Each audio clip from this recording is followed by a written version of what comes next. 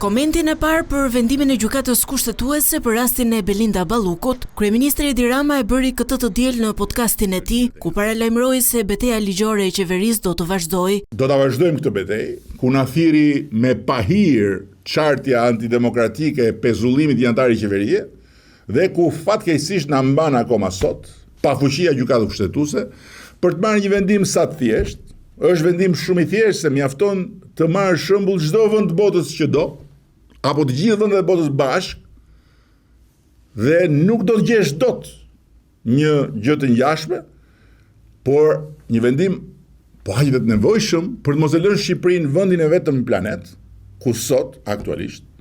me këtë brutalitet të rilegjitimuar nga kjo mosvendimmarrje,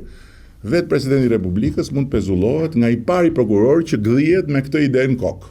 Rama sulmoi gjyqtarët për vendimin duke i quajtur të papjekur nga ana profesionale. Zhbërja kësaj shpikeje 100% made in Albania e drejtësisë re dhe e drejtësisë ende të papjekur shqiptare, e cila nuk ka lidhje me rastin e çështjen konkrete, po me një parim të panegociueshëm të demokracisë, mbetet një domosdoshmëri. Kryeministri dha një përgjigje edhe për ata që u gëzuan nga vendimi i gjykatës kushtetuese që rikthen pezullimin nga detyra për Belinda Ballukun. Kush beson se përpjekja e natyrshme për shtetin ligjor, e të gjithëve bashkë, e jona, qeveri, parlament,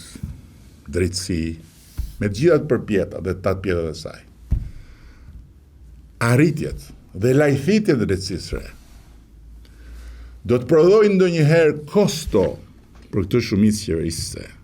të cilat do ta kthejnë në punë mullirin e prishur të opozitave,